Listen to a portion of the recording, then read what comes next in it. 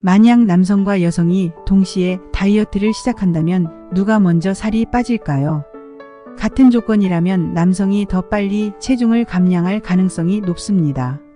그렇기 때문에 체중 감량을 하실 거면 한 살이라도 젊은 지금, 하루라도 젊은 지금 당장 시작하셔야 합니다.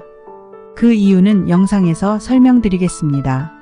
살을 빼기 위해 소식을 하고 하루에 2끼 심하면 한 끼만 챙겨 먹는데도 살이 안 빠지는 이유는 무엇일까요? 운동을 매일같이 하고 있는데도 살이 잘 안 빠진다면 여러분은 가장 먼저 신체의 나이를 생각하셔야 합니다. 고령이 되면 될수록 신체의 신진대사 과정이 느려집니다.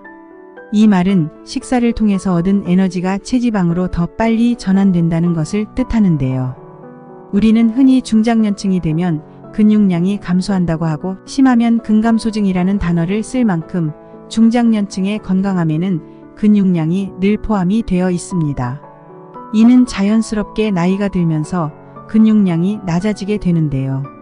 근육량이 줄면 기초대사량이 떨어지면서 몸에서 에너지를 소모하는 조직의 비중이 점점 줄기에 체중 감량이 어렵게 됩니다. 그래서 건강하기 위해 중장년층은 유산소보다 특히 더 근육 운동에 신경을 쓰라고 하는 것이 이 때문입니다. 또 지방세포도 노화가 되면서 지방분해 능력이 감소하게 됩니다. 에너지를 지방으로 저장을 하지만 근육이 없다면 지방을 에너지원으로 사용하는 능력이 떨어지겠죠. 그래서 신체 나이가 먹어갈수록 몸의 근육량이 적을수록 내장지방이 지방세포의 노화를 과속화하게 되고 이것이 악순환이 되면 대사질환을 유발하기도 합니다. 그러므로 단순히 식사만을 줄여서는 살이 빠지지 않습니다. 기초대사량이 높았던 청년층과는 이미 몸의 상태가 달라졌기 때문입니다. 그래서 신체 나이가 달라짐을 인정하고 내장 지방에 계속 축적되지 않도록 에너지를 소모하는 방식으로 신체 연령에 맞게 살을 빼야 합니다. 두 번째는 호르몬 때문입니다. 여성은 에스트로겐 수치 감소가 30대 중후반부터 줄면서 폐경기에 이르면 급격하게 변화가 되는데 체지방 분포 변화를 일으켜 체중 증가로 이어질 수 있습니다. 남성의 경우는 이와 반대로 테스토스테론 호르몬 수치가 낮아지면서 근육량이 감소하면서 체중이 늘어나는데요. 미국 클리블랜드 클리닉의 내분비 전문의 마르시오 그리벨러 박사는 여성의 경우 일반적으로 남성보다 체지방이 더 많고 근육이 적기 때문에 휴식을 취하는 경우 신체가 소모하는 칼로리가 적다고 합니다. 임신과 같은 생물학적 기능을 위해 여성은 체지방이 더 많게 진화가 되었습니다. 출산을 했다고 늘어난 살이 늘어난 체지방이 확 빠질까요?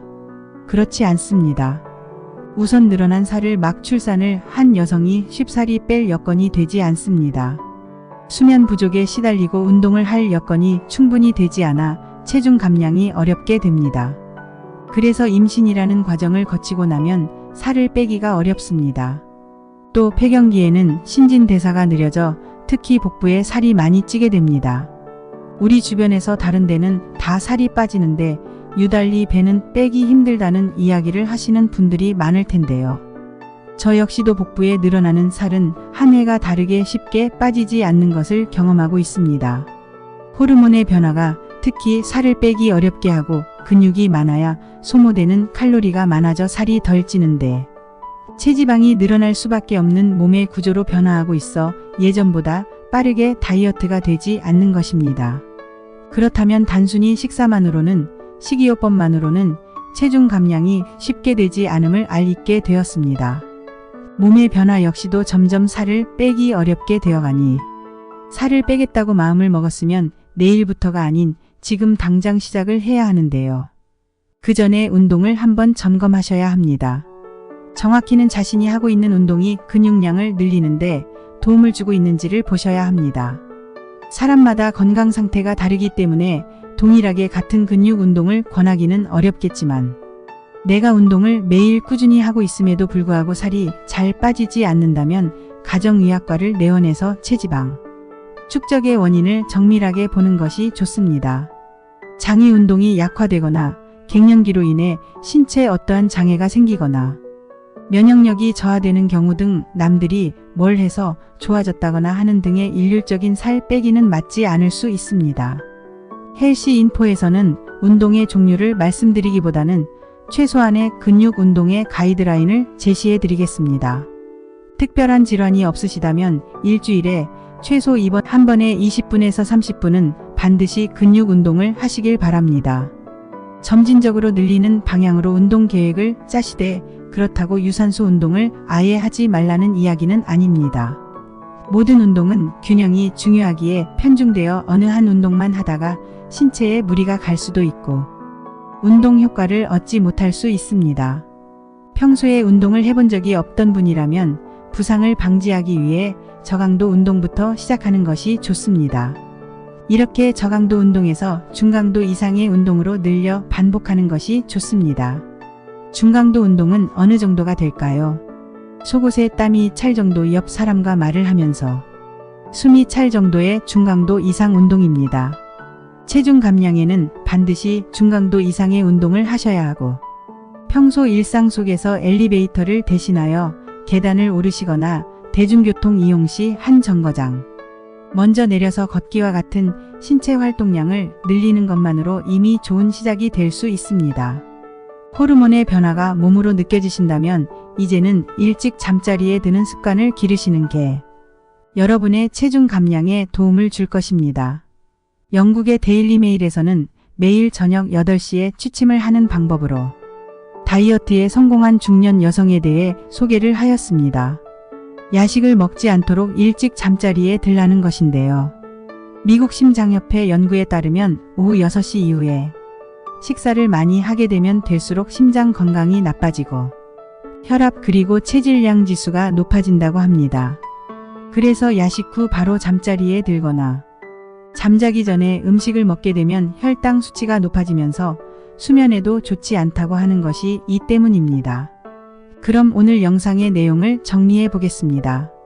한 해 한 해 지날수록 전보다 쉽게 빠지지 않는 살. 갈수록 다이어트가 어려운 이유를 살펴보면 신체 나이가 늘어남에 따라 우리 몸은 더 살이 찔 수밖에 없는 환경으로 변하게 됩니다. 특히 근육량이 줄어들어 에너지를 소모하는 곳이 없어 지방으로 에너지가 축적되기 때문인데 이는 단순히 식이요법으로는 어렵다고 이야기를 드렸습니다. 그렇기 때문에 신체 나이가 하루라도 젊은 지금 당장 운동을 하시라고 말씀을 드렸고 중강도 이상의 운동을 하시는 것이 도움이 됩니다. 특히나 중장년층은 근육 운동을 반드시 하시길 바랍니다. 최소 일주일에 2번 20분에서 30분은 근육 운동을 하시고 점진적으로 운동의 횟수나 양을 늘려보시기 바랍니다. 평소에 식사를 늦게 하고 일찍 잠자리에 들지 않았다면 식사 시간을 당겨보시고 수면 시간도 평소보다 10분, 20분 앞당기면서 이른 잠자리에 들도록 습관 개선을 해보시는 것도 좋은 방법이 될 것입니다. 여러분의 다이어트를 응원하면서 이번 영상이 좋으셨다면 구독, 좋아요, 알림 설정까지 부탁드리며 이 영상을 본 직후 바로 운동하러 가세요. 저도 운동하러 가보겠습니다.